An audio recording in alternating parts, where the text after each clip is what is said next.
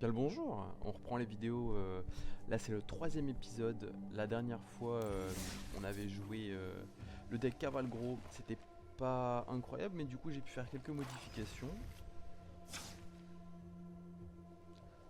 J'ai fait quelques modifications du coup, pas que sur le plan des decks mais aussi un petit peu sur l'enregistrement, la façon dont je parle, je m'enregistre tout ça.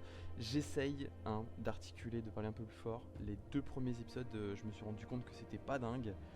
Alors, pour ce qui est du deck, j'ai retiré les Anax que je ne jouais pas, ça ne servait pas à grand chose. J'ai laissé Torbran puisque c'est un finisher. Si je pose Torbran, les dégâts sont suffisants pour tuer. Cavalcade et le Red Bombardment que j'avais trouvé chez un adversaire, c'est très bien, ça me donne deux Cavalcades. Le Light Up the Stage qui reste très intéressant pour piocher, il y aura peut-être mieux, mais j'ai vu que d'autres l'utilisent encore en historique, donc on va le garder. Pour le Chandra Spitfire, c'est pareil. Par contre, il va vraiment falloir que j'apprenne à le poser quand il est temps, puisque c'est un bon finisher. Mine de rien, si je mets 3 dégâts de cavalcade, le truc monte à 10, c'est excellent, mais il faut que je le pose. Le Scorch Spitter, on va apprendre à le dire. Excellente carte, on la garde, bien sûr, tout à fait sa place dans le deck. Le Fervent Champion, c'était la meilleure carte du deck pour aller avec cavalcade, puisqu'il peut se +1/+1. Il m'est arrivé une fois d'en mettre 3, mais la part du temps on en met 2 et donc ça ne va pas dépasser les dégâts. Et de toute façon je pense que ça proc avant la cavalcade. Donc on est tranquille. Le Dragon Mantle, eh ben, c'est très bien pour piocher, mais pareil, le effet secondaire du +1 s'il reste une montagne, ça peut être intéressant pour faire des dégâts. Je me suis rendu compte sur un des combats que je l'aurais gagné si j'avais mis le Dragon Mantle, enfin si j'avais activé l'effet du Dragon Mantle. Et du coup, Rabbit Battery, eh bien, je l'ai découverte. Je me suis dit, bon, qu'est-ce que je peux mettre? Il me faut un truc avec Haste pour proquer très rapidement les dégâts. Ici, on a une créature 1-1 Haste, qui est très bien en soi. Mais, en fait, pourquoi plutôt celle-ci que Gingerbread, par exemple, un Gingerbread que j'ai déjà en x4, que j'utilise dans d'autres decks? Eh bien, tout simplement, puisqu'avec Reconfigure, je peux la placer, si jamais j'ai un reste, sur le Chandra Spitfire au tour 4 par exemple, je parle de Chandra épique, et bim, directement l'arbitre batterie qui était déjà sous le terrain reconfiguré, ce qui me permet d'avoir un Chandra Spitfire avec le haste, et alors ça c'est incroyable les amis. Alors j'ai toujours pas mis de sideboard pour ce deck là, ça va se déclarer, je pense qu'avec des petits trucs de contrôle au cas où, j'ai vu qu'il y avait une carte qui faisait piocher grâce à, comment elle s'appelle cette mécanique, au cycle, grâce au recyclage. Recyclage plus des dégâts de contrôle sur des créatures en rouge, c'est pas mal. Il y a des planeswalkers qui permettent de faire des tokens, un haste par exemple, ou et je sais que je les ai en plus. Si je fais planeswalker en rouge ou pas, voilà, c'est Tibalt auquel je faisais référence, puisque c'est des villes, enfin ces démons, ils meurent, ils font un dégât en mourant. Et c'est une Chandra, c'est celle-ci, qui pour 0 fait 2 1 Ace. Le problème c'est que vu qu'elle coûte 3, dans les faits, c'est pas très intéressant. Le truc c'est qu'elle va pouvoir les recréer. Donc ça reste en réflexion tout ça. Voilà, donc ça c'est pour le premier deck. Ensuite, ce que j'avais à vous montrer, c'est qu'évidemment, j'ai craqué, j'ai craqué, j'ai craqué. J'ai fait le deck petit cochon avec les cartes que j'avais. Donc, j'ai rempli un petit peu, je pense qu'il y a des choses à changer évidemment. Ce qui ne change pas, le premier, le troisième et le deuxième petit cochon qui ont des effets très très bien, c'est trop drôle, j'adore jouer ce deck. On garde l'intrépide Treffelschnut, c'est très drôle à dire, un intrépide Treffelschnut. On utilise rarement son aventure, en fait il est surtout là pour être un sanglier, c'est tout, en standard alchimie. Et le Contagious Vorak, en revanche, lui, il permet de ramper un peu. Il rampe un peu. On a soit une rébellion qui est mon sort préféré du deck, et Porcine Portent qui est très important comme son nom l'indique. On a donc toutes ces cartes d'alchimie, et évidemment Drover of the Swine, qui en fait n'est pas la meilleure carte du deck. Mais qui peut aller sur des finishes. Sachant que le meilleur finish ça reste soit une rébellion, hein. Ça on est très clair là-dessus. Pour les terrains j'ai mis ce que j'avais. En alchimie, avec les bonnes couleurs, je suis jamais embêté. Je crois que j'ai été embêté une fois avec la couleur, c'est tout. Et pour remplir, en fait, j'ai mis les Elven Farsight pour essayer de trouver rapidement les Contagious Vorak et comment dire, gérer un petit peu comment vient le deck. Après, je me suis dit que j'avais besoin de piocher dans ce que j'avais. Candy Trail, c'est très bien. Et Ginger Boot, en vrai je peux l'enlever, on va réfléchir à tout ça plus tard. Et j'ai fait le deck biscuiterie. Alors le deck biscuiterie, c'est parce que je voulais jouer food en fait. Et dans mon précédent deck artefact, la mécanique de food ne servait pas. La mécanique de food ne servait pas du tout. Alors du coup, ce que j'ai fait, c'est que j'ai laissé les foods qui étaient intéressantes, hein. On a dégagé évidemment le porridge, qui ne servait pas du tout. On garde le candy trail, les ginger boot évidemment. Les intrépides Refreshnoot qui restent aussi dans ce deck là, puisque mine de rien, si tu le mets tour 2, tu peux créer un food. Ça peut toujours être intéressant pour les compteurs de food, vous allez voir ça plus tard. Le Tough Cookie qui est pareil, il utilise la mécanique de food en étant lui-même, utilise l'effet, peut devenir un 4-4. Enfin, peut transformer un food en 4-4, ça peut être intéressant. Le Welcome Sweet Tooth qui, j'espère que je le dis bien, Mais ça fait rien, on s'en perdira. qui crée un humain, ça on s'en fiche un peu, qui ensuite crée un food, là ça commence à devenir intéressant. Et ensuite, qui met X plus 1 sur une créature qu'on contrôle, X étant le nombre de food qu'on contrôle. Donc là évidemment ça va rusher l'adversaire juste après avec un gros monstre. Le Sir Ginger qui est la carte évidemment que je voulais jouer dans ce deck là, hein. L'intérêt c'est qu'à chaque fois qu'une food est détruite, donc on gagne plus 1, ça va très vite, on se raille 1, on gère un petit peu le deck, le truc il arrive quand même tour 2, c'est génialissime. Le problème c'est que il est légendaire, mais en fait non, c'est pas un problème, parce que si on en joue un, eh bien il va être détruit, c'est une food qui est détruite, ça proc, tout simplement. Le Holo Scavenger qui pour 1 crée une food au premier tour, c'est intéressant, enfin pour 1 du moins. Et au tour 3, vous sacrifiez, vous le posez, puis après vous pouvez sacrifier des foods pour le rendre plus 2, c'est intéressant. Ensuite on a le Harriet Tempting Apple qui est incroyable puisqu'il permet de piquer une créature adverse. Et le Knight of Sweet Revenge qui permet de ramper comme des sales avec la nourriture. C'est vous qui avez traité ma fille de sale? Quoi? Donc je vous propose qu'on commence tout de suite avec le deck Cavalgro. Alors tout de suite déjà, la main, je pense que je peux la garder. On a tout ce qu'il faut pour commencer. Et on va tout de suite Montagne Radiatrice. J'espère que je vais pas regretter mon choix. Et on va prendre.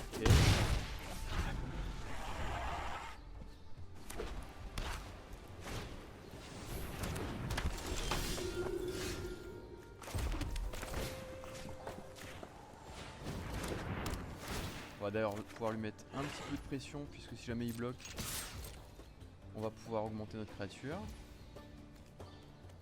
Je laisse passer, et bah c'est très bien. On augmente quand même. Et ça fait les dégâts. Prochain tour Red Bombardment et j'espère choper le combo assez rapidement. Ah oui, bah oui, du gain de vie hein, quand tu joues blanc.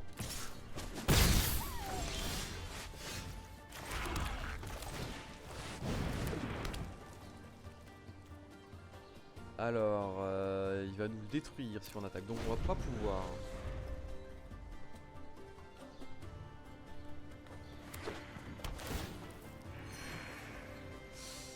Bon, il a posé une des sœurs pour le combo.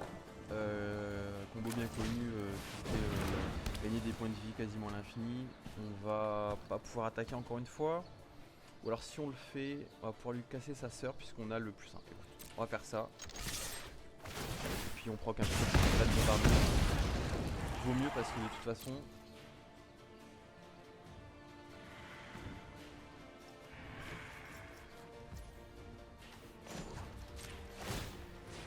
Regardez notre Warden là. Allez. Le combo, on y croit. Et c'est parti. Le combo. Oh là là là là. J'ai intérêt à tomber mon combo parce que là. Oh là là, les cavalcades. J'en ai pas besoin, mon ami, j'en ai pas besoin. Il va pouvoir me bloquer. Je vais perdre ma créature, ça c'est vraiment pas bien. Et bah je vais devoir light up le stage dans le vide. No God. Ah punaise. Vite le combo parce que là j'ai besoin, en fait j'ai besoin de mon Chandra Spitfire. J'ai vraiment besoin de mon Chandra Spitfire. Oh là là. Est-ce que ça me tue? Ça fait 9 dégâts, ça ne me tue pas. C'est parti.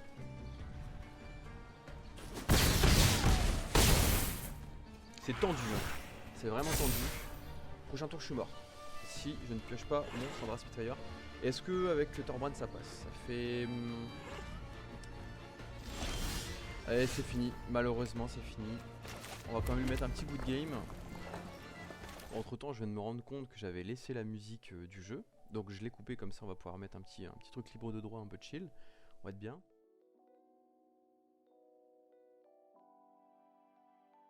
Bon, et bien déjà, l'absence totale de Vorak m'embête un petit peu. Je vais mulligan. Il n'y avait pas beaucoup de terrain. Ouais, toujours pas beaucoup de terrain, décidément. Ça me fait mentir un peu ça. Bon, on va garder les 6. On va enlever Androver. On va mettre Jungle Holo. Comme ça, on va pouvoir faire un Elven Farsight. Et Squad Baren après, hein, bien sûr. J'espère qu'on va très rapidement rattraper. Ah bah. On va pouvoir Elven Farsight et Canditrail au prochain tour. Ah. Ça, c'est embêtant. Quelle couleur on n'a pas? Est-ce qu'on a vraiment besoin d'un land? Parce que là du coup je suis embêté. Je suis embêté d'un choix terrible et compliqué. Tant pis, allez, on prend des risques. Et on va même révéler la carte. Et si c'est une créature. Et c'était pas une créature, c'était un land. Ça c'est vraiment intéressant. On met le Blossoming Sand. Canditrail, évidemment en premier. Non, au bout d'un moment, c'est bon. On bottom 2. Décidément, j'ai pas de chance. Hein. Elven Farsight. Et enfin... Ah ouais, par contre, pour des attributs de Treshnout, c'est un petit peu galère. Hein. C'est un petit peu galère. On les dégage et on prend le Farsight au prochain tour. Ouais.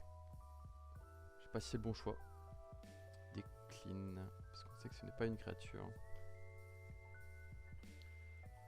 Et ben bien.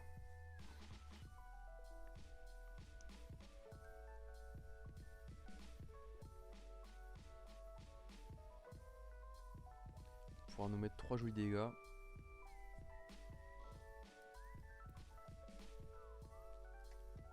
Oh, c'est dingue hein. Purée. Ah, pas de chance, pas de chance, pas de chance. Hein. On décline. Mais pourquoi on décline?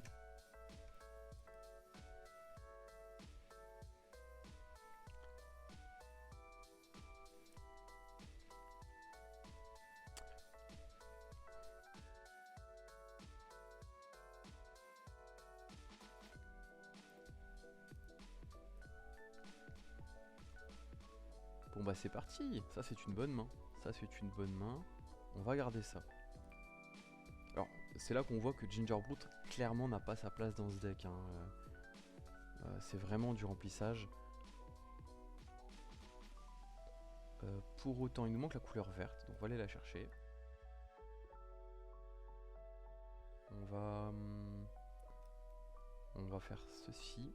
Comme ça, on va pouvoir trouver notre troisième petit cochon. On va le révéler et le piocher. Voilà. Pourtant, c'est pas lui qu'on va jouer au prochain tour. On va attendre d'avoir tout l'attirail.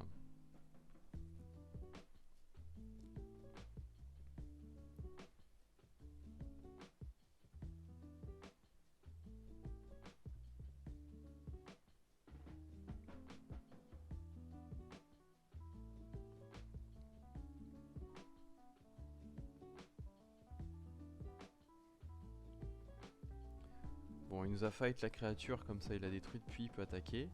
Ça devient gênant. Ça devient gênant.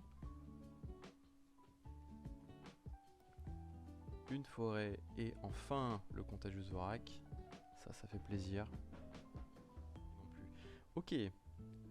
Donc il sait que j'ai Jungle Holo. Dans tous les cas, je ne vais pas avoir mon terrain tout de suite. Donc je peux mettre le Jungle Holo. Et on va Exile Portent. Hein. On va commencer à l'embêter un petit peu, cet ami. Hop, Exile Portent. Ton truc avec tremblement là, ça commence à bien faire. vous. Enfin, je vais devoir les laisser passer. Et lui, qu'est-ce qu'il a? Il a la vigilance. Ben, on va bloquer l'éléphant.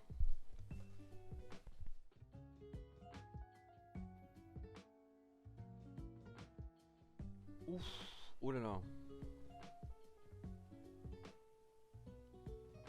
Ça va faire mal. Ça va devenir de plus en plus compliqué. Hein. J'ai pas envie de le bloquer quand même.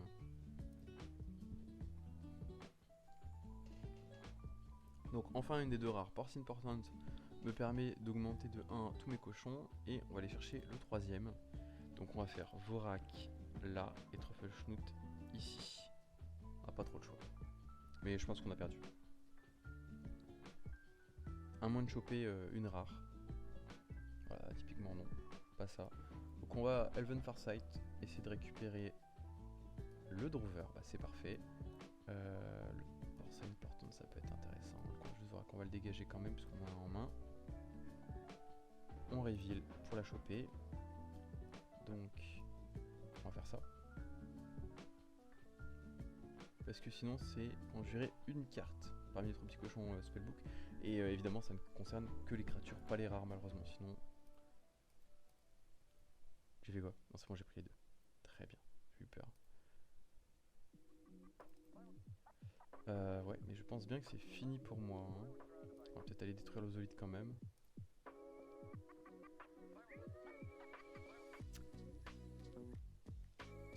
Aïe. Tant pis.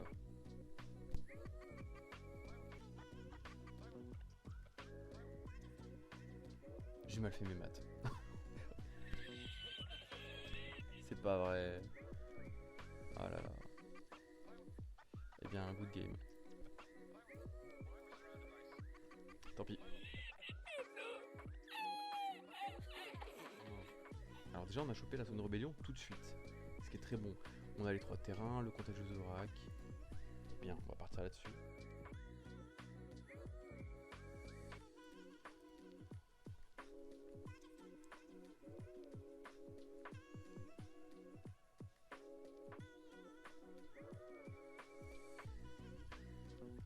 Alors laisse-moi jouer s'il te plaît. On a besoin du premier, puisque sa créature est un artefact.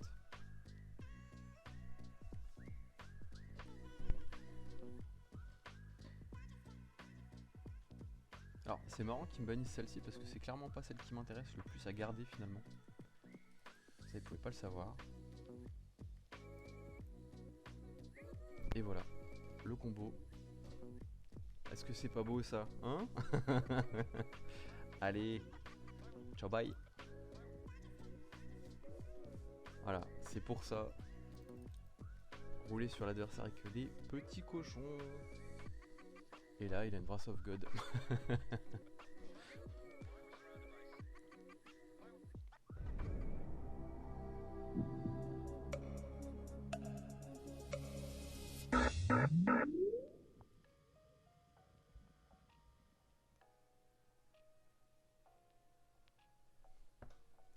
Super. Ah!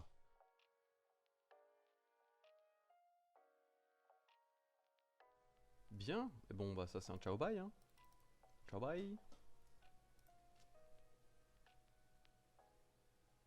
C'est pas suffisant, il lui reste un point de vie, mon dieu. Ah, c'est pas vrai.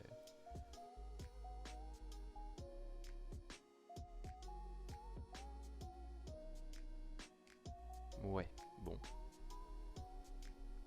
Bon bah voilà, ça sera tout. Bon, il y a quelques défaites quand même, mais c'est pas grave. Il faut aussi admettre des fois que le deck ne fonctionne pas. Alors là, en l'occurrence, il fonctionne pas parce qu'il manque 2 rares. On a eu quelques malchances au mulligan, mais on a fait de notre mieux à chaque fois, du moins. Pour ma part, je pense que on enlève les Ginger Boots pour mettre soit une rébellion par Portant en x4. Ça me semble assez évident. Maintenant, Candy Trail, je ne sais pas. Candy Trail, je ne sais pas, peut-être à enlever. Dans tous les cas, le deck est quasiment terminé. Il est très très bien. Il y a peut-être aussi des landes à changer. Elven Farsight, très bien. Je pense que pour 1, ça se garde. Pour essayer de trouver les contagieux Vorak. Et voilà. Et bien écoutez, on va se quitter là-dessus. Je vous dis à la prochaine. Salut, salut, salut.